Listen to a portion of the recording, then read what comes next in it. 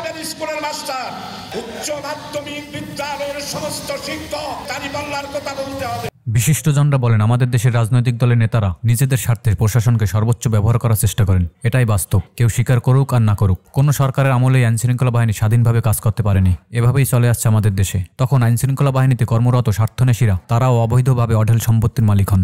আইন পাশ করে সঠিকভাবে দেশ পরিচালনা করা যায় না। আইনের সঠিক প্রয়োগ থাকতে হবে। একজন সাধারণ ব্যক্তির জন্য যেই আইন, একজন সরকারে থাকা বড় নেতা বা মন্ত্রীর জন্য একই আইন। আবার একজন গরিব মানুষের জন্য যেই আইন, তদুপরি একজন বিত্তমান ব্যক্তির জন্য একই আইন যদি প্রয়োগ করা হয়, তখন আমরা সেটাকে আইনের সুশাসন বলতে পারি। আর সবচেয়ে বড় কথা হচ্ছে, স্ব উদ্যোগে নিজেকে আগে সংস্কার করতে হবে। নিজের মনকে বিবেকের কাঠগড়ায় দাঁড় করাতে হবে, তবেই না দেশ সুন্দরভাবে চলবে। কিন্তু আমাদের দেশে যদি কেউ একটু ক্ষমতা পেয়ে যায়, তখন একের পর এক ক্ষমতার অপব্যবহার করা শুরু করে। আমাদের দেশের বেশিরভাগ রাজনৈতিক দলের নেতাদের মনোভাব এমনই হয়। জামাতের কেন্দ্রীয় কর্মপরিষদের সদস্য ও সাবেক সংসদ সদস্য শাহজাহান চৌধুরী বলেছেন, জামাতে ইসলামের জন্য আজকের যে সুযোগ এসেছে, এই সুযোগ ভবিষ্যতে আর আসবে না। নির্বাচন শুধু জনগণকে দিয়ে হয় না, প্রশাসনও সাথে থাকা লাগে। আমি জাতীয়ভাবে বলবো না, যার যার নির্বাচনী এলাকায় যারা প্রশাসনে আছে তাদেরকে অবশ্যই আমাদের আন্ডারে নিয়ে আসতে হবে। আমাদের কথায় উঠবে, আমাদের কথায় বসবে, আমাদের কথায় গ্রেপ্তার করবে, আমাদের কথায় মামলা করবে। সেরকমভাবে তাদেরকে আমাদের কথা শুনতে বাধ্য করতে হবে।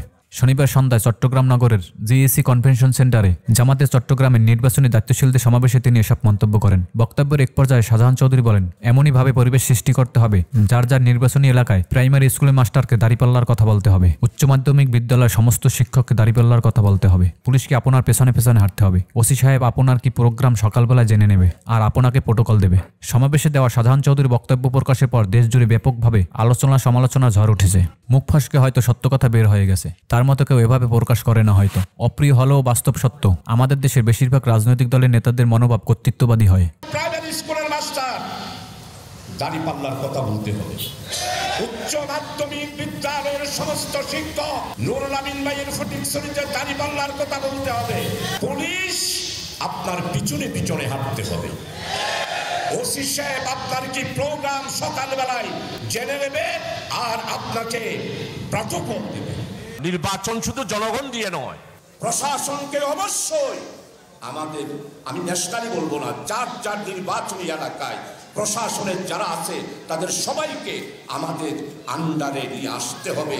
আমাদের কথায় উঠবে, আমাদের কথায় বসবে, আমাদের কথায় গ্রেপ্তার করবে, আমাদের কথায় মামলা। আমার মনে হচ্ছে আল্লাহ তাআলা সিদ্ধান্ত নিয়েছেন জামাত ইসলামীকে ক্ষমতায় দেবেন। জামাত ইসলামীর জন্য আজকে যে সময় আল্লাহ তাআলা আমাদেরকে দান করেছে, আর ভবিষ্যতে এইরকম সুযোগ আমাদের আসবে না।